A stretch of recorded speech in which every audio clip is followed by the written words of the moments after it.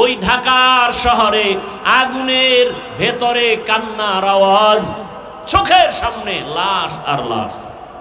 তুমি দেখার পরেও কেন একটু চিন্তা করো না? মা বাবা কোনোদিন তো স্বপ্নেও ভাবে নাই আমার ৬ষ্ঠ শ্রেণীর সন্তানটা মরে যাবে, আমার ৪র্থ শ্রেণীর সন্তান দুনিয়া থেকে চলে যাবে। বাচ্চা আগুনে পুড়ে গেছে, পোশাকটা পর্যন্ত চামড়ার সাথে গলে গেছে, দৌড়াচ্ছে পোশাক নিয়ে বাচ্চা নিজে, একটা গাড়ি খুঁজতেছে, গাড়িওয়ালারা নিতেছে না, হসপিটালে যাবে, বাচ্চা কাঁদতেছে, সহ্য করা যায় না আগুনের পোড়া। একটা বাচ্চা কানলে সহ্য করা যায় না, বড় কেউ কান্না করলে একটু ধৈর্য ধারণ করা যায়।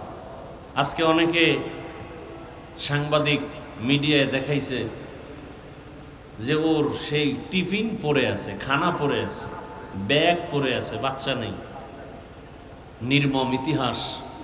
ওই সন্তানগুলো কখনো ভাবে নাই, বাবার একাই বাব্বু দোয়া করিও আমি লেখাপড়া করে ডাক্তার হব, ইঞ্জিনিয়ার হব, কিন্তু আমার মালিকের আদালতে হিসাব মিলানো হয়ে গেছে, দুনিয়া থেকে চলে যাবে, ডাক্তার আর হতে পারবে না, ইঞ্জিনিয়ার হতে পারবে না। মা বাবা চোখের পানি ধরে রাখতে পারে না। এমপি, মন্ত্রী, সরকার, প্রধান উপদেষ্টা, গোষ্ঠী সুদ্ধা সবাই যদি বলে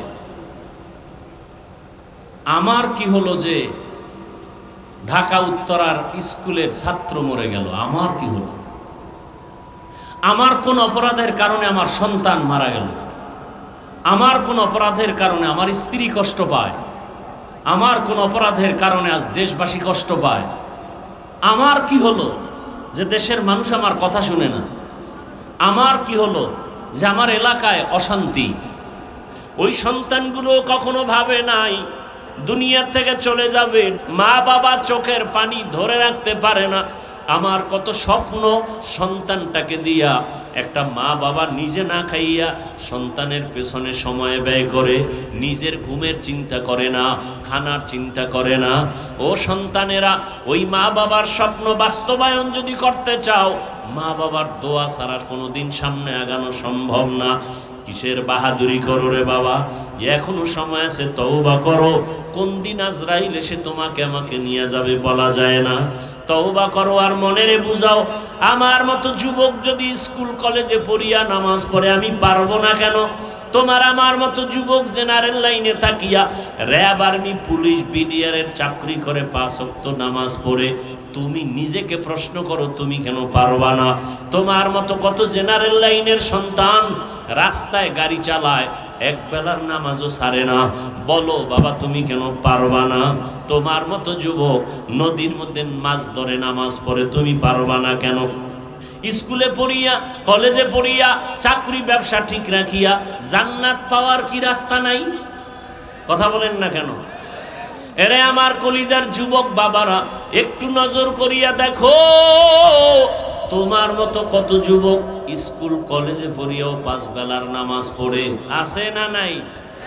বাস আর কোনো নতুন ওয়াজের দরকার নাই, এতটুকু ওয়াজ তোমার অন্তরে ঢুকাও যে তোমার মতো যুবক জেনারেল লাইনে থাকিয়া স্কুল কলেজে পড়িয়া যদি 5 বেলার নামাজ পড়তে পারে, তুমি তোমার বিবেককে প্রশ্ন করো তুমি পারো না কেন?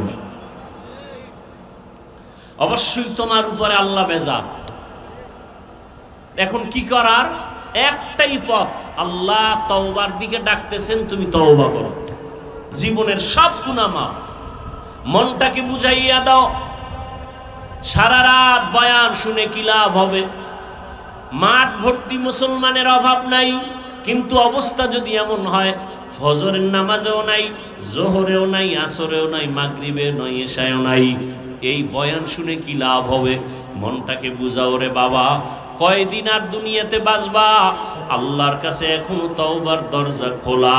2 ফোঁটা চোখের পানি ছেড়ে দিয়ে আল্লাহর কাছে কান্না করিও আর আল্লাহর কাছে ক্ষমা চাইও। আল্লাহ তাআলা বলেন, ও বান্দা তুমি যখন চোখের পানি ছেড়ে আমি আল্লাহকে আল্লাহ বলে ডাক দিবা, আমি আল্লাহ তোমার চোখের পানির কারণে জাহান্নামের আগুনকে হারাম করে দিব। জানি না কার কপাল খারাপ আর কার ভালো। নবীজির সামনে এত বয়ান শুনিয়া আবু জাহাল কালেমা পড়ে নাই, আর ওমরের মতো বান্দা নবীকে জবাই করতে গিয়া কালেমাওয়ালা হয়ে গেছে। এর নাম হলো হেদায়াত। আবু জাহাল নবীকে দেখলো, বয়ান শুনলো, কালেমাওয়ালা হলো না, আর 27 বছর বয়সে ওমর রসুলকে জবাই করতে গিয়া কালেমাওয়ালা হয়ে গেল। যেই ওমরের নাম আজও শুনলে মানুষ ভয় পায়।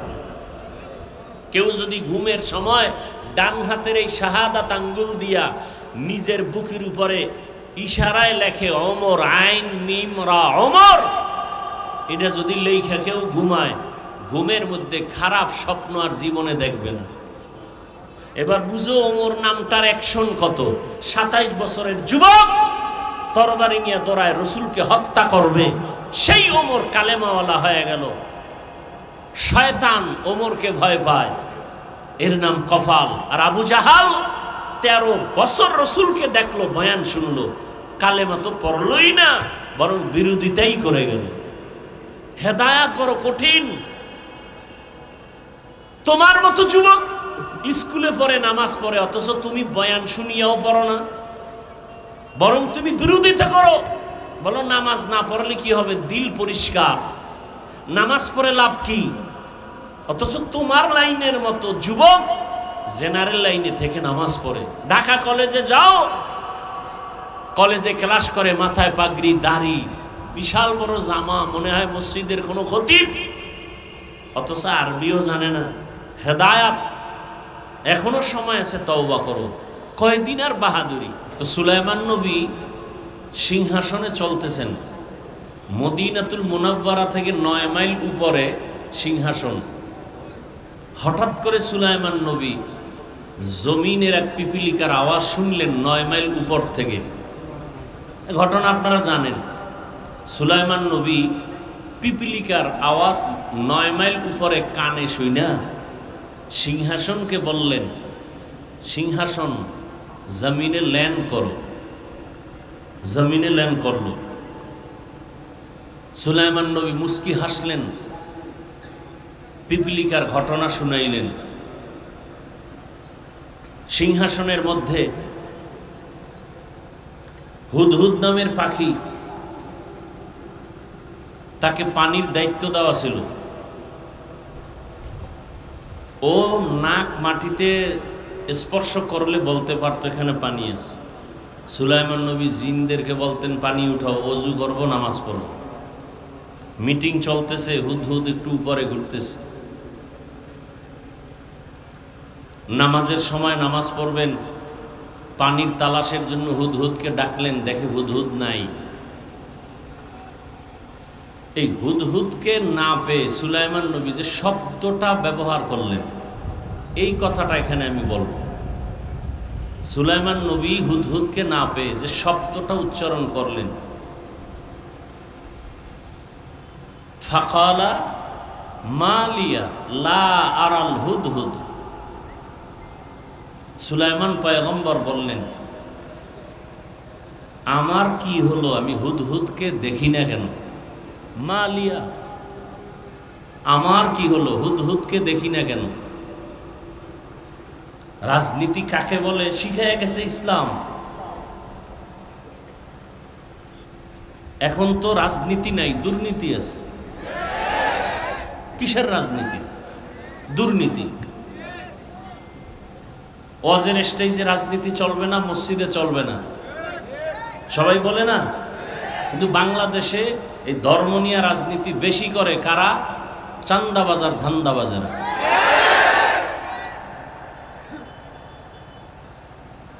মানে হুজুর কিছু করতে পারবে না, সে মূর্তির মতো থাকবে, আর সব আকাম সাকাম সব অন্যেরা করবে, বাধা দেওয়া যাবে না। আল্লাহ হেদায়াত দান করুন। সুলাইমান পয়গম্বর যে পয়েন্ট আউট করলেন, কোরআনের শব্দ মালিয়া, আমার কি হলো? মসজিদে মুসল্লি নাই, আমরা হুজুরেরা বলি সভাপতি আসে না কেন, তার কি হলো? সুলাইমান নবী শিক্ষা দিলেন, হুদহুদকে দেখি না কেন, আমার কি হলো? এমপি, মন্ত্রী, সরকার, প্রধান উপদেষ্টা, গোষ্ঠী শুদ্ধা সবাই যদি বলে আমার কি হলো যে ঢাকা উত্তরার স্কুলের ছাত্র মরে গেল, আমার কি হলো? আমার কোন অপরাধের কারণে আমার সন্তান মারা গেল, আমার কোন অপরাধের কারণে আমার স্ত্রী কষ্ট পায়, আমার কোন অপরাধের কারণে আজ দেশবাসী কষ্ট পায়। আমার কি হলো যে দেশের মানুষ আমার কথা শুনে না? আমার কি হলো যে আমার এলাকায় অশান্তি? বরং পৃথিবীতে শ্রেষ্ঠ রাজনীতি ইসলাম শিখাইছে। পবিত্র রাজনীতি ইসলামের রাজনীতি। ইসলাম ছাড়া সব রাজনীতি নাপাক রাজনীতি। ইসলামের রাজনীতি পবিত্র রাজনীতি, ইসলামের রাজনীতি শান্তির রাজনীতি, ইসলামের রাজনীতি সম্মানের রাজনীতি। এর বাইরে সব চাঁদাবাজি আর ধান্দাবাজি। ইসলাম মানুষের অধিকার রক্ষা করার রাজনীতি শিখায়। ইসলামের রাজনীতি শিখিয়ে গেছেন সুলাইমান নবী। ইসলামের পবিত্র রাজনীতি শিখাইছেন রহমাতুল্লিল আলামিন। এ কথাটা শতভাগ অনেক মুসলমান অন্তরে না রাখার কারণে বলে ইসলামের রাজনীতি নেই, অথচ পৃথিবীর শ্রেষ্ঠ রাজনীতির শিক্ষক আমার রসুল।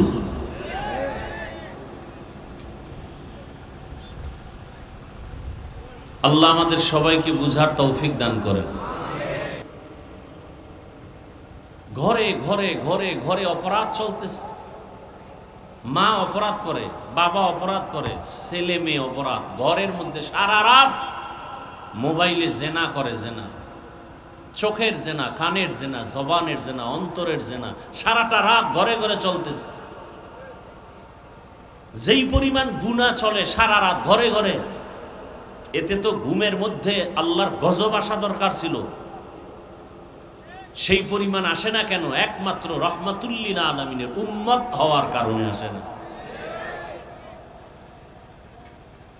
কিন্তু কপাল খারাপ, চিনলাম না সে রহমতের নবীকে। যদি চিনতাম তাহলে এখানে তো সব রসুলের আশেক, সবাই আল্লাহ মানে, নবী মানে, কোরআন মানেন, হাদিস মানেন। আপনাকে আমার দাড়ির জন্য বয়ান করতে হবে কেন? টুপি মাথায় দেওয়ার জন্য আপনাকে নতুন করে বয়ান দিতে হবে কেন? আমিও যে আল্লাহর গোলাম, আপনিও সে আল্লাহর গোলাম। আমি যে কোরআন মানি, আপনিও সে কোরআন মানেন। আপনাকে দাড়ির জন্য বয়ান দিতে হবে কেন? বরং আপনি দাড়ির জন্য বয়ান দেওয়ার পরেও আপনি মানেন না, বলেন না রাখলে অসুবিধা কি? আপনার ঈমান এত দুর্বল হয়ে গেল?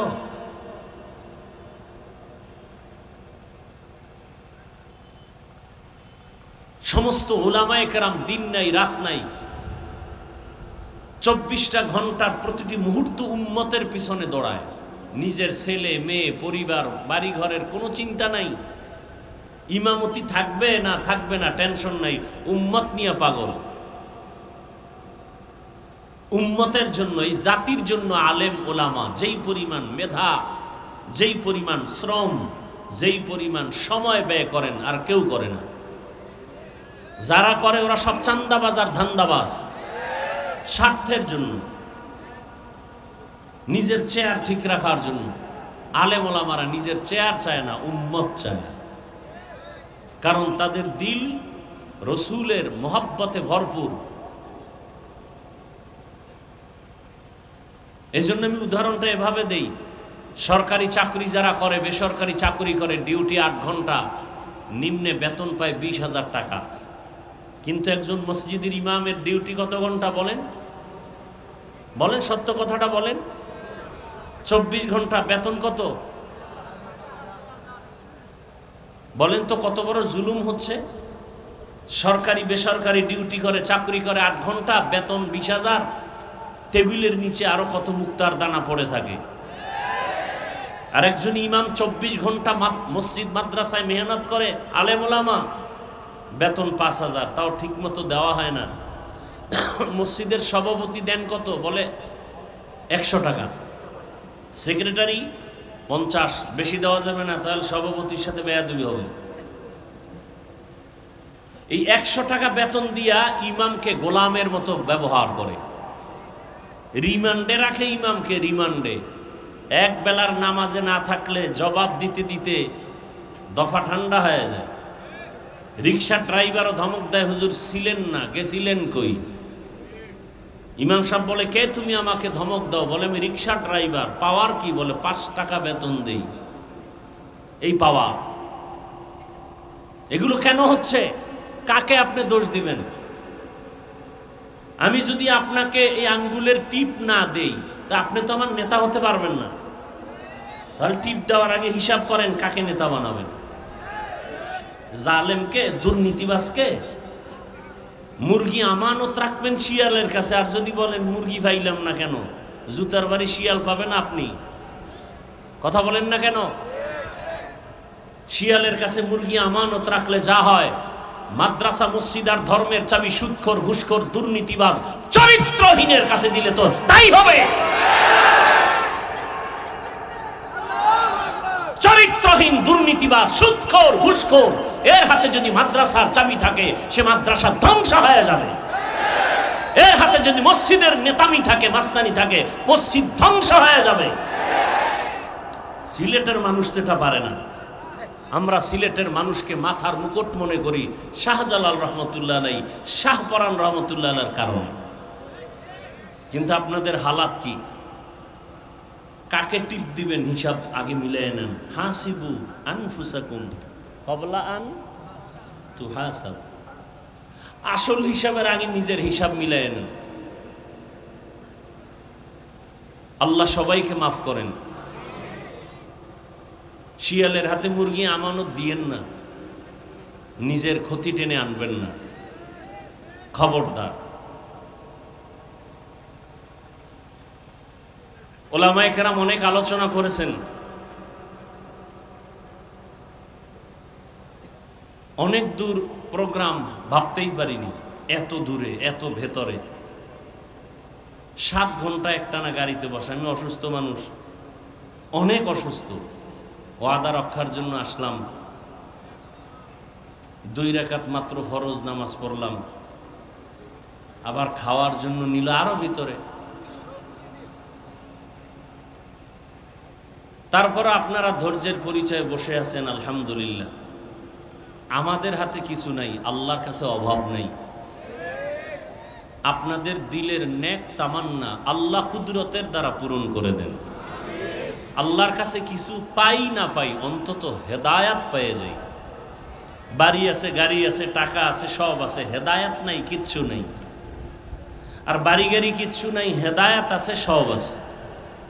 কি আমাদের হুজুরদের টাকা নাই, পয়সা নাই, বাড়ি নেই, গাড়ি নেই, সম্মান আছে না নাই? বলেন বলেন। করোনা স্কুল, কলেজ, ভার্সিটি সব বন্ধ, চাকরি বন্ধ, ফ্যাক্টরি বন্ধ, কোরআনের ফ্যাক্টরি বন্ধ হয় নাই। কুলাঙ্গারের বাচ্চা মাস্ক লাগায় বসে আছে, করোনা বাবারে ধইরা ফেলছে, কাছে যায় না, মরার ভয়। শিক্ষিত কুলাঙ্গার একটানা ট্রিপল মাস্ক লাগাইছে, মরবে না? সেই সময়ের ইতিহাস, আমার দেশের টুপিওয়ালারা সেই করোনার লাশগুলো নিজ হাতে নিয়ে কাঁধে ধরলেন, গোসল করাইলেন, কাফন পড়ালেন, জানাজা পড়ায় কবরে রাখলেন। একজন হুজুরও করোনায় মরে নাই। এই জাতির যুবকদেরকে বলছি, এই জাতির জন্য নিঃস্বার্থ কলিজার আপন বন্ধু ওলামায়ে কেরাম সারা নিঃস্বার্থ আর কেউ না, আর সব স্বার্থপর।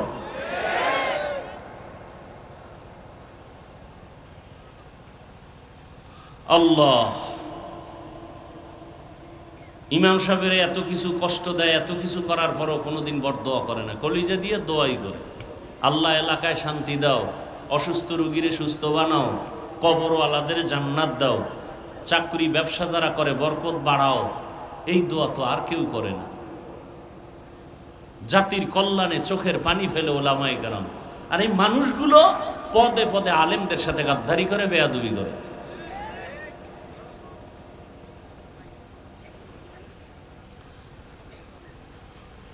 আমি আপনাদের দোয়া নেওয়ার পাশাপাশি আপনাদের ধৈর্যের উপরে আমি কিছু আলোচনা করব। সেই নিয়তে সূরা আলে ইমরানের এক আয়াত, রসুলের একটি হাদিসের অংশ পড়েছে, তরজমাটা বলে নেই, এরপরে কিছু ব্যাখ্যা। আপনাদের ধৈর্যের উপরে তৌফিক দিবেন কে? আল্লাহ। ঢাকাতে বৃষ্টি, এজন্য আল্লাহ চাইলে সব হয়, বান্দা চাইলে কিছুই হয় না। আল্লাহ বলেন, ইয়া আইয়ুহাল্লাযীনা আমানুত্তাকুল্লাহা হাক্কা তুকাতিহ, ও মুমিন তোমরা আল্লাহকে ভয় করো, ভয় করার মতো হক আদায় করে। ওয়ালা তামুতুন্না ইল্লা ওয়া আনতুম মুসলিমুন। মরণ লাগবে নি? কথা বলেন না কেন?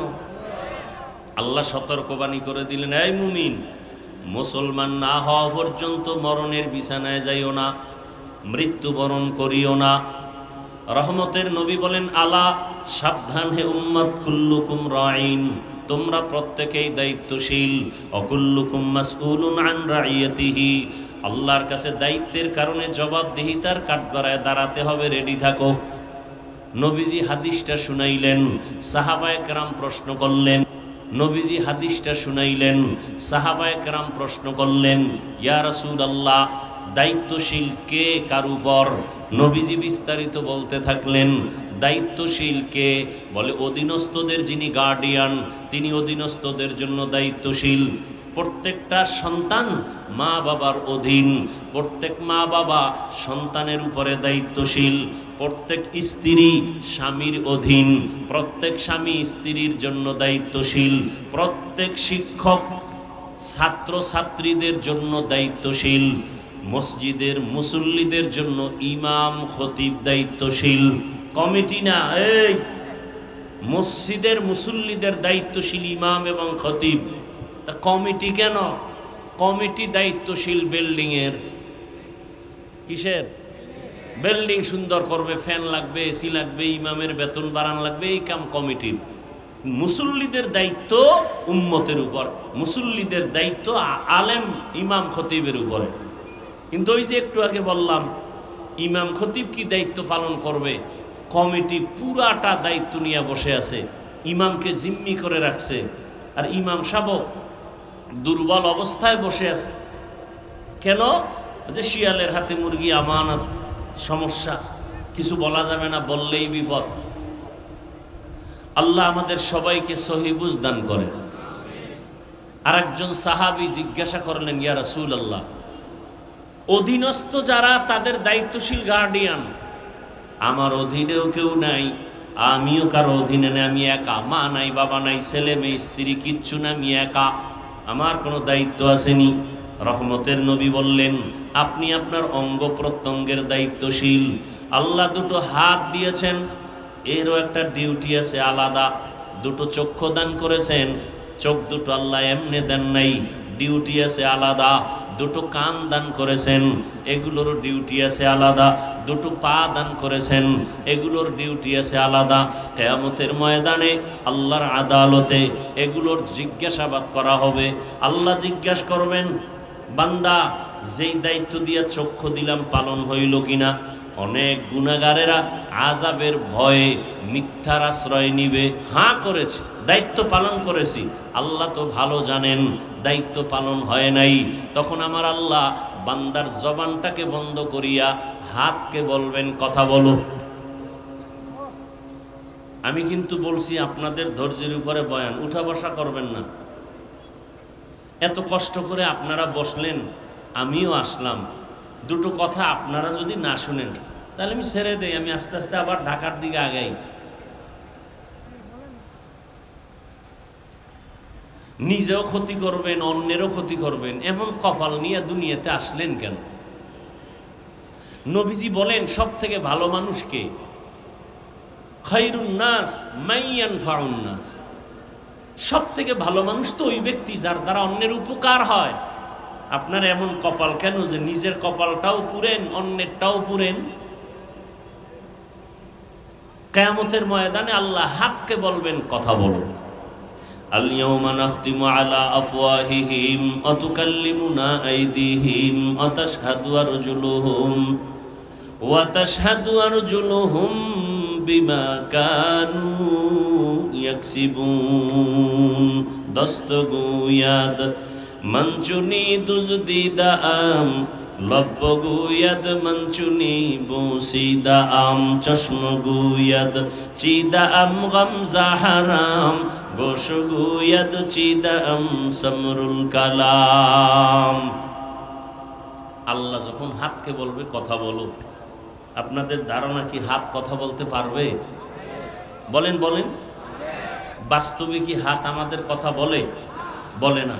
এখান থেকে একটা পয়েন্ট আজীবন মনে রাখলে আর কোনোদিন অলিয়া উলিয়ার বিরোধিতা করবেন না। আমি তো সারা বাংলাদেশে আমার মতো কঠোর ভাষায় কেউ বলে না। আমি বলি আল্লাহর জাতের কসম, যারা বলে আমরা পীর আউলিয়া মানি না, ওরা কোরআনও মানে না, বুখারী শরীফও মানে না, ওরা ভণ্ড, ওরা বাতেল। ওদেরকে যারা ভণ্ড বলে না তারাও ভণ্ড।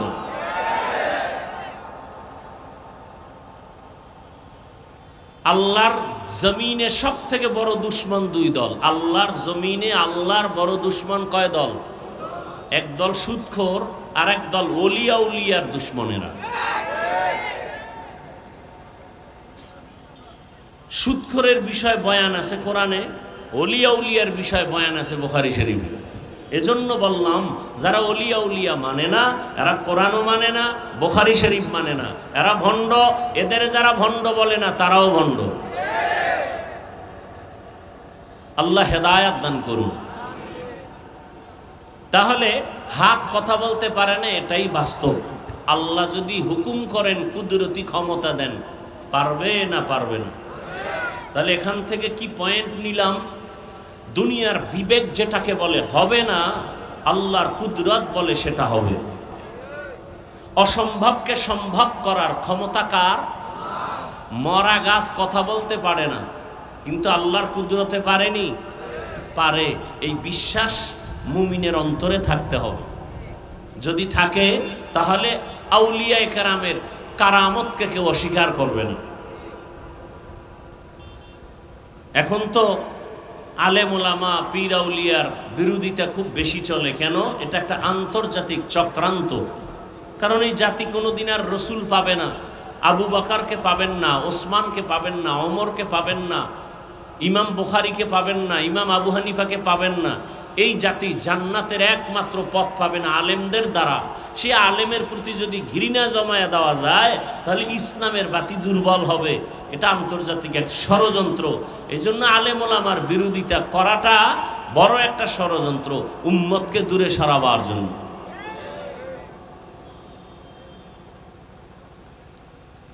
আল্লাহ কিয়ামতের দিন আল্লাহ যখন বলবেন হাত কথা বলো, সাথে সাথে কথা বলা শুরু করবে। ও আল্লাহ, যেই কাজের জন্য হাত দিছো, হাতের দ্বারা মা বাবার উপকার করবে, করে নাই। হাতের আঙ্গুলগুলো দিয়া দিয়া কোরআনের লাইনে টেনে টেনে কোরআন পড়বে, পড়ে নাই। চোখ বলবে হে আল্লাহ, দুটো চক্ষু তুমি দান করেছো, মা বাবার চেহারা দেখবে সওয়াব, আলেমদের চেহারা দেখবে সওয়াব, বাইতুল্লাহ দেখবে সওয়াব, আল্লাহর কোরআন দেখে দেখে তেলাওয়াত করবে সওয়াব। কিন্তু এই চক্ষু দিয়া মা বাবার চেহারাটা মহব্বতে দেখে নাই, আলেমদের চেহারা মহব্বতে দেখে নাই, এই চক্ষু দিয়া বাইতুল্লাহর দিকে তাকায় নাই। সারাটা রাত মোবাইল সামনে নিয়া চক্ষু দিয়া তাকায় তাকায়া চোখের জিনা করে করে রাত কাটিয়েছে। কিয়ামতের ময়দানে আল্লাহর কাছে চোখ বলবে, পালাবার কোনো সুযোগ হবে না। আল্লাহর আদালতে বড় জবাবদেহিতার কাঠগড়ায় দাঁড়াতে হবে। এই জন্যই তো জান্নাতের টিকিট হাতে পাইয়া আবু বকর সারা রাত কান্না করেন, ইয়া রাসূলুল্লাহ, হাসরের ময়দানে আল্লাহর আদালতে আমি কি জবাব দিব সেই ভয়ে কান্না করতেছি। অথচ জান্নাতের টিকিট তাদের হাতে রেডি। তাহলে তাদের আমল কত সুন্দর, ইখলাস কত সুন্দর, এরপরেও কান্না করছেন। তাহলে আপনার আমার তো আমলই নাই, তাহলে আপনার আমার কি পরিমাণ কান্না করা উচিত? অথচ কান্না তো করি না, অন্য যদি কাঁদে তাও পছন্দ করি না। অথচ সিলেটের মানুষের জন্য এবারাত উপদেশ যে মানুষ তোর কপাল খারাপ কেন, আল্লাহর আযাবের ভয়ে সিলেটের পাথর পাহাড় বেয়ে বেয়ে পানি পড়ে। আল্লাহর কোরআন বলে সিলেটের পাহাড়ের পাথরগুলো কাঁদে আযাবের ভয়ে। মানুষ কি তুমি এত খারাপ যে তোমার চোখে পানি নাই? আল্লাহ বলেন, সুম্মা কাসাত কুলুবুকুম মিন বাদি যালিকা ফাহিয়া কাল হিজারা আও আশাদ্দু কাসওয়া ওয়া ইন্না মিনাল হিজারাতি লামা ইয়াতাফাজ্জারু মিনহুল আনহার। আল্লাহর আযাবের ভয়ে পাথর কান্না করে করে ঝর্ণা প্রবাহিত করেছে। তুমি জাফলংয়ে গিয়ে দেখো, পাথর থেকে ঝর্ণা পানি পড়তেছে, আল্লাহ কয় না, পাথর জাহান্নামের আযাবের ভয়ে কাঁদে। কারণ আল্লাহ তো ঘোষণা দিয়েছেন কিয়ামতের ময়দানে জাহান্নামের আগুনকে জ্বালাবেন পাথর দ্বারা। ওয়াকুদুহান নাসু ওয়াল হিজারা আলাইহা মালাইকাতুন গিলাযুন শিদাদুন লা ইয়াসুনাল্লাহা মা আমারাহুম ওয়া ইয়াফআলুনা মা ইউমারুন। জাহান্নামের আগুনের ভয়ে পাথর যদি কান্না করতে পারে, মানুষ তোমার দিলটা পাথর থেকেও কি বড় খারাপ হয়ে গেল যে জাহান্নামের আযাবের ভয়ে তোমার চোখে কেন পানি আসে না? যাদের চোখে কান্না নাই তাদের কলবটা গুনার কারণে শক্ত হয়ে গেছে। শক্ত কলব নরম করার একমাত্র মেডিসিন গভীর রাতে আল্লাহর কাছে হাজিরা দেওয়া, তাহাজ্জুদের নামাজ। যে ফরজ নামাজই পড়ে না, এর তাহাজ্জুদ আবার কিসের? অথচ আল্লাহ তাআলা বলেন, বান্দা তুমি 5 বার আমাকে তালাশ করো, ফজর, যোহর, আসর, মাগরিব, এশা। কিন্তু আমি আল্লাহ মোহাব্বত করে বান্দা তোমাকে তালাশ করি যখন আসমান নীরব, জমিন নীরব। আমি আল্লাহ আমার বান্দাকে তালাশ করার জন্য, ডাকার জন্য প্রথম আসমানে আসি। অতিও গভীর হয় রজনী যখন, নীরবে প্রভুর নাম জপিও তখন। প্রভুর করুণা যদি পাইবারে চাও, গভীর রাতে উঠে প্রভুর গুণগান গাও। ফজর, যোহর, আসর, মাগরিব, এশা আমরা আল্লাহকে ডাকি, আর গভীর রাতে আল্লাহ বান্দাকে ডাকেন। আলা মিন মুস্তাগফিরিন ফাগফির আলাহ। ও গুনাহগারেরা, তোমার গুনার খবর কেউ জানে না, আমি আল্লাহ জানি। বান্দা, তওবার দরজা খুলে দিলাম, ডাকতেছি আসো। 50 বছর লাগায় জীবনে গুনাহ করে পাহাড় তৈরি করেছো। আমার কাছে যদি বান্দা অবনত চিত্তে ক্ষমা চাও, আমি আল্লাহ তোমার জীবনের সব গুনাহ এক মুহূর্তে ক্ষমা করে দিব। ও বান্দা, আমি আল্লাহ তোমাকে এটা বলি নাই যে তুমি ব্যবসা বাণিজ্য, লেখাপড়া, সংসার বাদ দিয়ে শুধু আল্লাহকে ডাকো। বরং আল্লাহ তাআলা এতটা দয়া করেছেন, 24টা ঘন্টার পর্দা দিয়া দুনিয়াটাকে আটকায় দিলেন। রাত আর দিন মিলায় 24 ঘন্টা আল্লাহ তাআলা এমন ভাবে বান্দাকে দয়ার নজর দিয়া দিলেন। বান্দা তুমি ব্যবসা করো, চাকরি করো, লেখাপড়া করো, বিয়ে শাদী করো, বাধা নাই। স্কুলে পড়ো, কলেজে পড়ো, বাধা নাই। বান্দা এই 24টা ঘন্টার ভিতরে 22 ঘন্টা সময় তুমি নিজের কাজে ব্যয় করো। 2 ঘন্টা সময় তুমি তোমার কল্যাণে আমার কাছে ব্যয় করো। 22 ঘন্টা তুমি তোমার কাজে ব্যয় করো, ব্যবসা করো, চাকরি করো, লেখাপড়া করো, সংসার চালাও। মাত্র 2টা ঘন্টা সময় তোমার কল্যাণে আমি আল্লাহর কাছে ব্যয় করো। আমি আল্লাহ তোমাকে বলি নাই দুনিয়াদারি সব বাদ দিয়ে আমার জিকির করো, তেলাওয়াত করো। আমি আল্লাহ এটা বলি নাই। এরে আল্লাহর গোলাম, 2টা ঘন্টা সময় তুমি আখিরাতের লাইনে ব্যয় করো তোমার কল্যাণে, তাও একসাথে না। যদি বলতাম তুমি একটানা 2 ঘন্টা তেলাওয়াত করো, তোমার কষ্ট হবে। ইমদাদে দা ইস্তাইনু আয়াতে কুর আবাখা আয়াতে কদ আফলাহারা ইয়াদে কুন গৌর কুন্দর মানিয়াজ দিল সাদেকুন। আল্লাহ তাআলা বলেন, বান্দা খাঁটি মুসলমান না হইয়া তুমি মরণ বরণ করিও না। মুসলমান হইতে হলে বান্দা তোমার হৃদয়টাকে, কলবটাকে গুনাহমুক্ত করতে হবে। আর গুনাহমুক্ত করার জন্য আল্লাহর কাছে তোমার ভয় বা তাকওয়া অন্তরে জমা করতে হবে। এই জন্য আল্লাহ বলেন, আমাকে ভয় করার মতো হক আদায় করে ভয় করো এবং তুমি খাঁটি মুসলমান হইয়া মরণ বরণ করো। এই ভয় বা তাকওয়া অন্তরে জমা করো। আর এই ভয় বা তাকওয়া অন্তরে জমা করার জন্য একমাত্র ঠিকানা কুনু মা'আস সাদিকিন। আল্লাহর প্রিয় বান্দা মুত্তাকি যারা, এদের নেক নজর লাগাও, এদের নেক নজর নিয়া নিজের অন্তরকে পরিশুদ্ধ করো, গুনাহমুক্ত জীবন নিয়ে চলো। এরে আমার পর্দার আড়ালের মা বোনেরা, ও আমার কলিজার যুবক বাবারা, ও বৃদ্ধ বাবাজি, এতক্ষণ যে আমি বয়ান শুনাইতেছি, একবারও কিন্তু আমি আপনাদের বলি নাই আমার মতো পাস করলি লাগাও, না হয় জাহান্নামে যেতে হবে।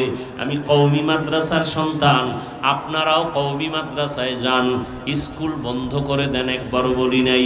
আমি তাবলিগের লাইনের সন্তান, আমি আপনাকে একবারও বলি নাই যে আপনি তাবলিগে না গেলে জাহান্নামে যাবেন। আমি পীরের মুরিদ, আপনাদের একবারও বলি নাই পীরের কাছে যেতেই হবে, না হয় জাহান্নাম ছাড়া উপায় নাই। বরং আমি আপনাদের বলবো, আপনি স্কুলে পড়েন, কলেজে পড়েন, চাকরি করেন, ব্যবসা করেন, বাধা নাই। আমার পরামর্শ হলো ওখানে থাকিয়া জান্নাতের পথটাকে সুন্দরভাবে নিজে তৈরি করেন। স্কুলে পড়িয়া, কলেজে পড়িয়া, চাকরি ব্যবসা ঠিক রাখিয়া জান্নাত পাওয়ার কি রাস্তা নাই? কথা বলেন না কেন? এরে আমার কলিজার যুবক বাবারা, একটু নজর করিয়া দেখো, তোমার মতো কত যুবক স্কুল কলেজে পড়িয়াও 5 বেলার নামাজ পড়ে আছে না নাই? বাস আর কোনো নতুন ওয়াজের দরকার নাই। এতটুকু ওয়াজ তোমার অন্তরে ঢুকাও যে তোমার মতো যুবক জেনারেল লাইনে থাকিয়া স্কুল কলেজে পড়িয়া যদি 5 বেলার নামাজ পড়তে পারে, তুমি তোমার বিবেককে প্রশ্ন করো, তুমি পারো না কেন? অবশ্যই তোমার উপরে আল্লাহ বেজার। এখন কি করার? একটাই পথ, আল্লাহ তওবার দিকে ডাকতেছেন, তুমি তওবা করো, জীবনের সব গুনাহ মাফ। মনটাকে বুঝাইয়া দাও, সারা রাত বয়ান শুনে কি লাভ হবে? মাঠ ভর্তি মুসলমানের অভাব নাই, কিন্তু অবস্থা যদি এমন হয় ফজরের নামাজেও নাই, জোহরেও নাই, আসরেও নাই, মাগরিবেও নাই, এশায়ও নাই, এই বয়ান শুনে কি লাভ হবে? মনটাকে বুঝাও রে বাবা। ওমরে ফারুক রাদিয়াল্লাহু আনহু এজন্য বলেছেন, হাসিবু আনফুসাকুম ক্বাবলা আন তুহাসিবু। আসল হিসাবের আগে নিজের হিসাব মিলায় নাও। আসল হিসাব যেদিন শুরু হবে ওদিন আর কোনো পাগলামি চলবে না। শিশু বাচ্চার গুনাহ নাই, ও কষ্ট পায় কেন? মা বাবার গুনার শাস্তি। দেশে অশান্তি কেন? আমার কারণে। আমি মানুষকে বয়ান যা দেই সে বয়ান আমি আমল করি না।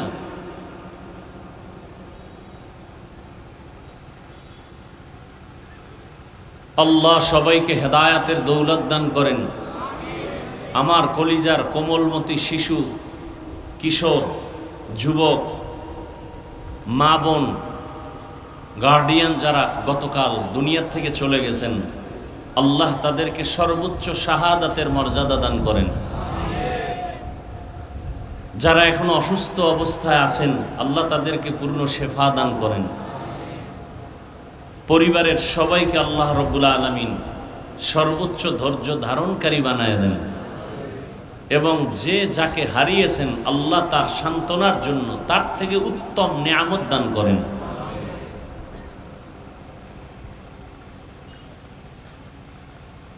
আল্লাহ মুসিবত থেকে দেশ এবং জাতিকে হেফাজত করেন।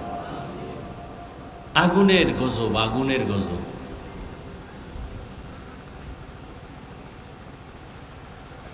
আল্লাহ, আলহামদুলিল্লাহ আপনারা সুস্থ আছেন, আমরা সুস্থ আছি, এটা বড় নিয়ামত। অসুস্থ ব্যক্তিকে জিজ্ঞাসা করেন সুস্থতার মূল্য কত। বাচ্চা আগুনে পুড়ে গেছে, পোশাকটা পর্যন্ত চামড়ার সাথে গলে গেছে, দৌড়াচ্ছে পোশাক নিয়ে বাচ্চা নিজে, একটা গাড়ি খুঁজতেছে, গাড়িওয়ালারা নিতেছে না। হসপিটালে যাবে, বাচ্চা কাঁদতেছে, সহ্য করা যায় না আগুনের পোড়া। একটা বাচ্চা কানলে সহ্য করা যায় না, বড় কেউ কান্না করলে একটু ধৈর্য ধারণ করা যায়।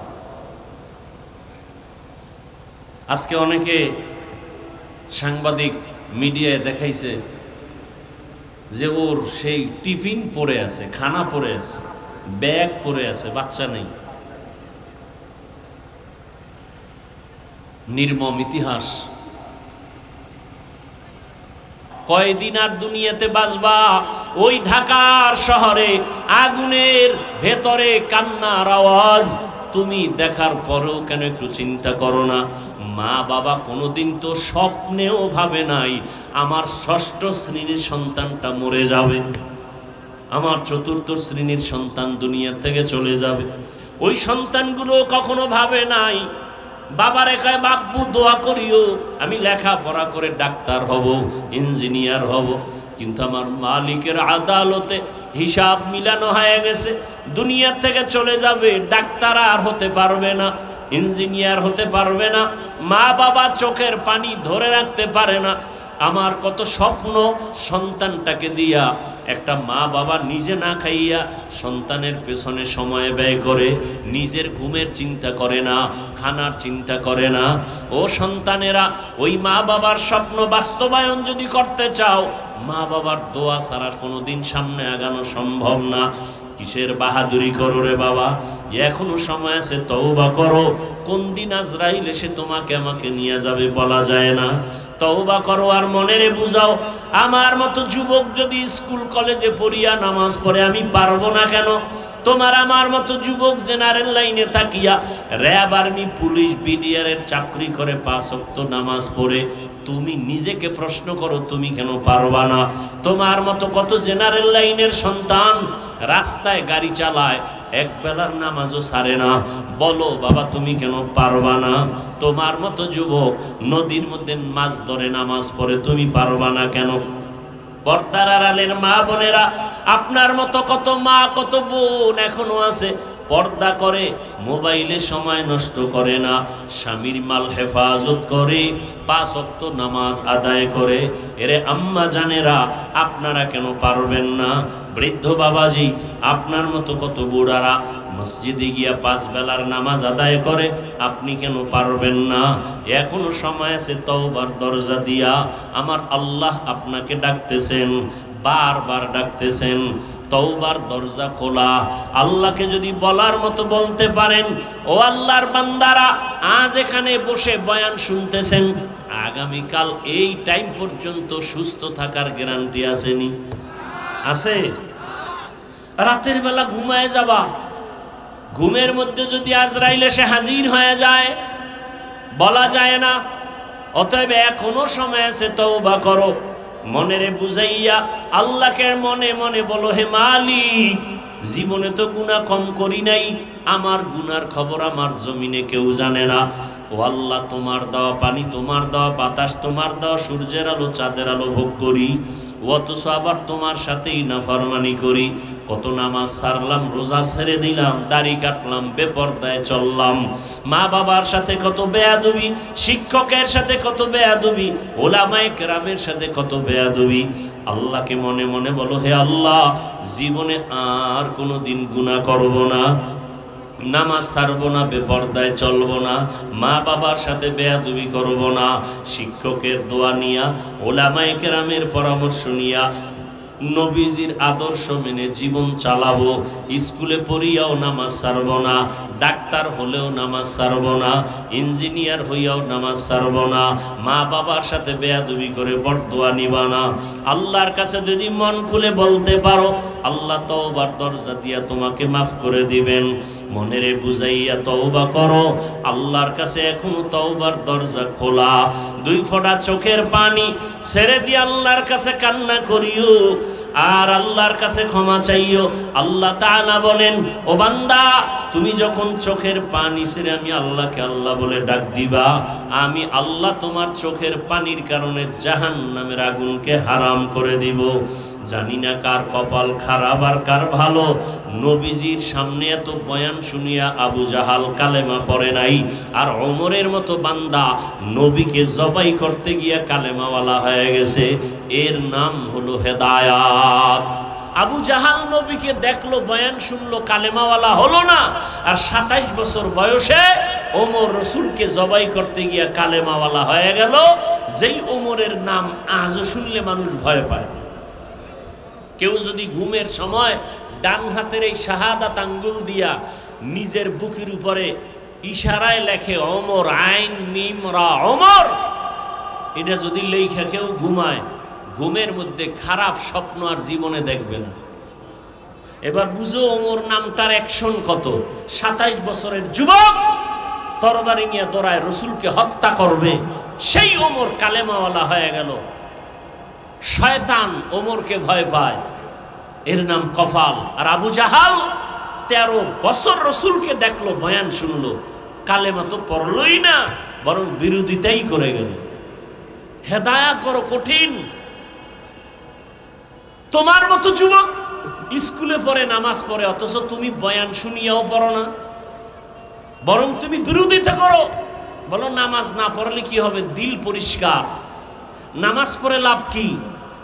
অথচ তোমার লাইনের মতো যুবক জেনারেল লাইনে থেকে নামাজ পড়ে। ঢাকা কলেজে যাও, কলেজে ক্লাস করে, মাথায় পাগড়ি, দাড়ি, বিশাল বড় জামা, মনে হয় মসজিদের কোনো খতিব, অথচ আরবিও জানে না।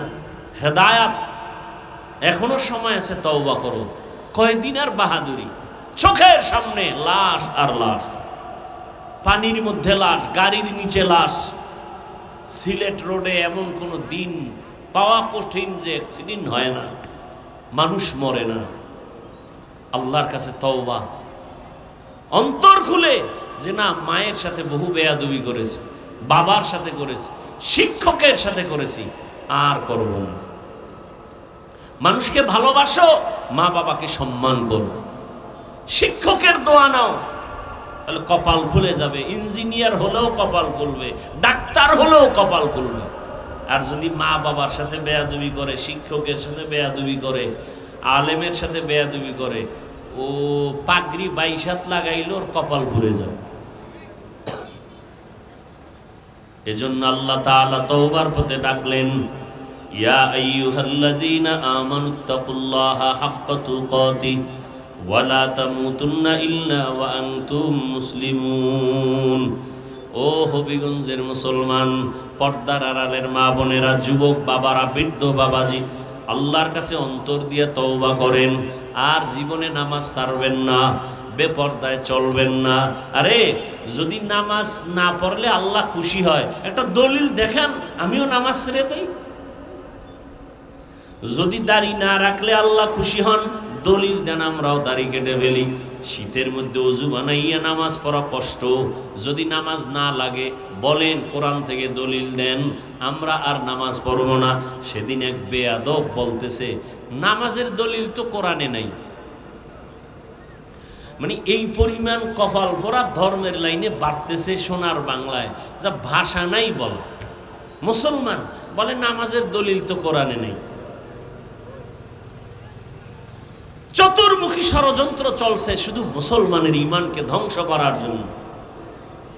অতএব যুবক বাবাদেরকে বলবো, এখনো সময় আছে, তওবা করেন। উলামায়ে কেরামের দোয়া নেন, মা বাবার দোয়া, শিক্ষকের দোয়া নিয়ে সামনে আগান। ডাক্তার হলেও যেন সম্মানের চেয়ার অনেক উপরে যায়। আল্লাহর কাছে তওবা করেন মনে মনে। আরে মানুষের অন্তরে একটা শখ থাকে, পার্কে গেলে কি জানি মজা। যুবককে বলবো, তুমি গেছো না, এবার ফিরো।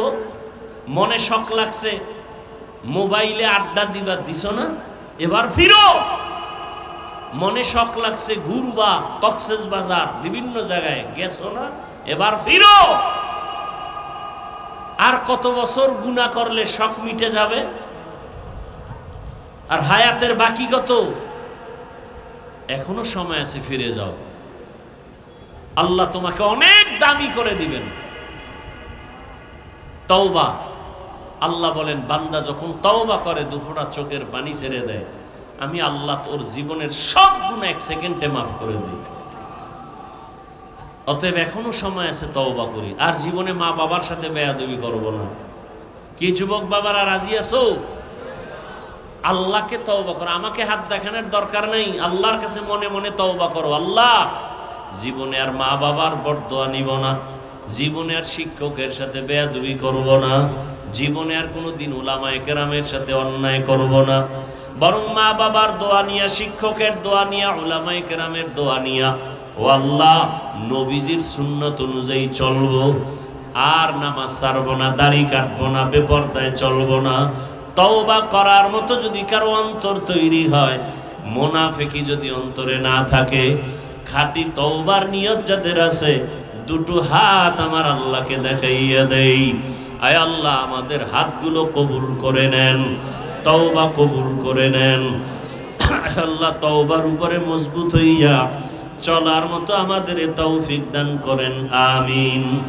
আলহামদুলিল্লাহি রাব্বিল আলামিন, والصلاة والسلام على سيد الأنبياء والمرسلين وعلى آله وأصحابه أجمعين يا أرحم الراحمين يا أرحم الراحمين يا أرحم الراحمين رب ارحمهما كما ربياني صغيرا اللهم إنك عفو كريم تحب العفو فاعف عنا اللهم إنا نسألك رضاك والجنة ونعوذ بك من سخطك والنار اللهم إنا نعوذ بك من البرص والجنون والجذام وسيء الأسقام উদয়ার মালিক, দুনিয়ার সব বাড়িওয়ালাদের দরজা এখন বন্ধ,